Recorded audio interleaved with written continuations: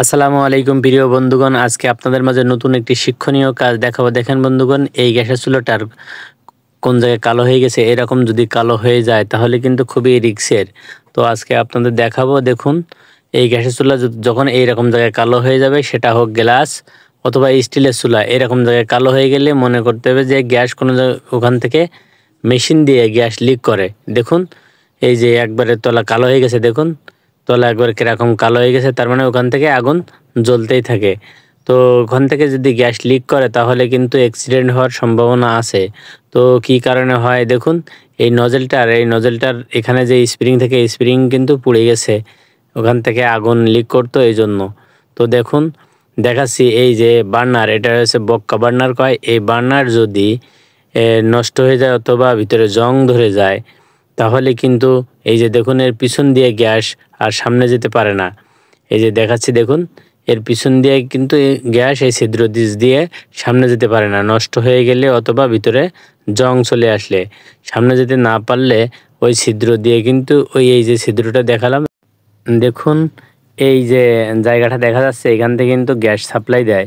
তো এই মেশিনের ভিতর মেশিন পরিষ্কার করতে গেলে এই যে নজলটা খুলছি, এই যে নজলটা খুলে রাখছি। তো এই মেশিনটা পরিষ্কার করতে গেলে কিভাবে পরিষ্কার করতে হয়, সর্বপ্রথম আমরা নজলটা পরিষ্কার করে নেব। এই দেখেন, এই নজলটা এখানে সংযোগ করা থাকে, নজলটা আমরা খুলে নিয়েছি। এই যে এখানে থাকে, এই নজলটা আমরা খুলে নিয়েছি। খুলে নিয়ে এই দেখুন, এর ভিতরে কেরোসিন দিয়ে আমরা পাক দেব, অর্থাৎ স্টার্ট করব কয়েকবার, মেশিনের সুইচটা পাক দেব। পাক দিলে এর ভিতরে যে ময়লা আছে, ময়লা কেটে কিন্তু বের হয়ে যাবে। তো আমরা দেখুন ময়লাটা আমরা বের করে নিয়েছি, এই যে ময়লাটা বের করে নিয়েছি। তো এবার আমরা আপনাদেরকে দেখাচ্ছি যে আসলে এই যে বার্নারটা আবার আরেকবার দেখাচ্ছি। এই বার্নার জায়গায় এর বলে হচ্ছে বক্কা বার্নার, আমাদের এলাকায় বক্কা বার্নার বলে। এই বার্নারের জায়গায় নতুন একটি বক্কা বার্নার আমরা সেটিং করে নিচ্ছি। এই দেখুন কীভাবে সেটিং করতে হয় আপনাদের দেখাচ্ছি। যখন এই যে এই ফাঁক দিয়ে বাতাস বন্ধ হয়ে যায়, অর্থাৎ এখান থেকে নষ্ট হয়ে যায়, দেখুন নষ্ট হয়ে গেছে।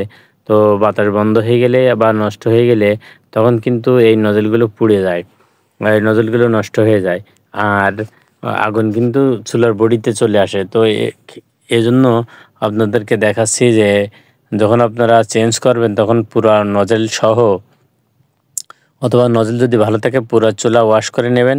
আমি নজল সহ চেঞ্জ করে দিচ্ছি। তো নজল সহ চেঞ্জ করতে হলে আমরা থ্রেড টেপ, দেখেন থ্রেড টেপে অবশ্যই থ্রেড টেপ আমরা পেঁচিয়ে নেব। থ্রেড টেপ না পেঁচালে গ্যাস যখন তখন লিক হতে পারে, সেজন্য কিন্তু আমরা থ্রেড টেপগুলো সুন্দরভাবে পেঁচিয়ে নেব। দেখুন একটা তার কাটা ঢুকে দিয়েছি যাতে করে আমাদের খুব সুন্দরভাবে পেঁচাইতে সুবিধা হয়, সেজন্য কিন্তু আমরা একটা তার কাটা ঢুকে নিয়েছি। তো অবশ্যই মনে রাখতে হবে, এই যে যেখান থেকে গ্যাস যায় সেখানে কিন্তু একটু ওয়াশার থাকে। ওয়াশারটা নষ্ট হয়ে গেলে অথবা ওয়াশার না থাকলে অবশ্যই কিন্তু ওয়াশার দিতে হবে, তা না হলে গ্যাস সব কিন্তু এখান থেকে চলে যায়। অনেকে কমেন্ট করছে যে ভাই আমার চুলায় ঘন ঘন গ্যাস সিলিন্ডারেতে কিসের জন্য চলে যায়, হয় রেগুলেটর, তা না হলে এই ওয়াশারের এখান থেকে কিন্তু গ্যাস বের হয়ে যায়। তো আমরা এবারে দেখুন, এই যে গ্যাসের মেন যে পাইপটা, সেই পাইপটা আমরা সংযোগ করে নিচ্ছি। কীভাবে সংযোগ করতে হয় দেখুন, যে ওয়াশার ছিল ঠিক ওয়াশার লেভেলে বসিয়ে যে স্ক্রুর ঘাট আছে দুইটা, ওই ঘাটে স্ক্রু কিন্তু খুব সুন্দরভাবে আমরা সংযোগ দিয়ে নেব এবং টাইট দিয়ে নেব। আস্তে আস্তে টাইট দিতে হবে যাতে প্যাঁচ না কাটে, ভিতরের প্যাঁচ না কাটে। তো দেখুন আমরা গ্যাসের পাইপটা সুন্দরভাবে আমরা সংযোগ দিয়ে নিচ্ছি এবং টাইট দিয়ে নিচ্ছি। ওভার টাইট দেওয়া যাবে না, যতটুক টাইট প্রয়োজন ততটুক কিন্তু টাইট দিয়ে রাখতে হবে। এই দেখেন যতটুক প্রয়োজন ততটুক কিন্তু আমরা টাইট দিয়ে রাখছি।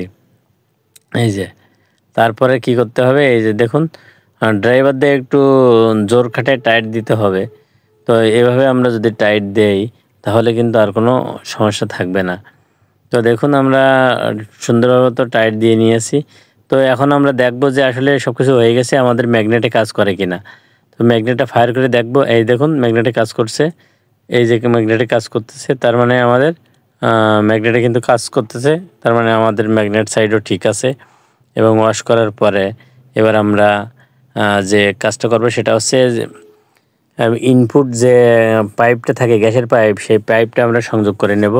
তো দেখুন যেভাবে আমি পাইপ সংযোগ করতেছি, পাইপ এবং দুইটা পাইপ একসাথে ধরে সংযোগ করে তারপরে কিন্তু রিপিটটা আস্তে আস্তে করে টাইট দিয়ে দিতে হবে। রিপিট যদি লুজ থাকে তাহলে এখানে থেকেও কিন্তু গ্যাস বের হওয়ার সম্ভাবনা থাকে। সেজন্য কিন্তু আমরা রিপিটটা ভালো মতো টাইট দিয়ে নেব। এই যে দেখুন আমরা রিপিটটা কিন্তু টাইট দিয়ে নিচ্ছি, খুব সুন্দরভাবে টাইট দিয়ে নিচ্ছি। টাইট দেওয়া হয়ে গেলে এবার আমরা যে বার্নারটা এখন সংযোগ দেব, মেন যে বার্নার সেটা কিন্তু আমরা সংযোগ দিচ্ছি। এই দেখুন বার্নারটা কিভাবে কানেকশন করতে হয়, ওই যে নজলটা দেখতে পাচ্ছেন, এই নজলটা কিন্তু ছিদ্রের ভিতরে ঢুকে দিতে হয়। এই দেখুন নজলটা ছিদ্রের ভিতরে সংযোগ দিয়ে দিচ্ছে। এই যে নজলটা, এই যে দেখুন নজলটা বার্নারের ছিদ্রের ভিতর দিয়ে একটু চাপ দিতে হবে। চাপ দিলে কিন্তু এটা সুন্দরভাবে ওখানে জায়গা মতো বসে যাবে। এই যে দেখুন সুন্দরভাবে জায়গা মতো বসে গেলে, এই যে বসে গেছে। এখন যে কাজটি করব, এর একটা ছিদ্র আছে, ছিদ্রের ভিতরে একটি লক, এই যে দেখুন একটা ছিদ্রের ভিতরে, এই যে ছিদ্রের ভিতরে একটি লক দিয়ে দিচ্ছি। লক দিয়ে লকটা কিন্তু যে কোনো এক পাশে বা দুই পাশে আপনারা অ্যাঙ্গেল করে দিতে পারেন যাতে করে না বের হয়। তো আমরা ঠিক একইভাবে দিয়ে নিলাম। দেওয়ার পরে আমাদের কিন্তু মূলত কাজগুলো সব হয়ে গেছে। তো এই যে দেখুন উপরের প্লেটটাও চেঞ্জ করে নিলাম একবারে। উপরের প্লেটে জং ধরে গেছিলো, সেজন্য উপরের প্লেটটাও চেঞ্জ করে নিলাম। তো একবারে ঠিক হয়ে গেছে। তো বন্ধুগণ ভিডিওটি ভালো লাগলে লাইক কমেন্ট শেয়ার করুন, আর আমাদের চ্যানেলে পরবর্তী নতুন ভিডিও দেখতে চ্যানেলটি সাবস্ক্রাইব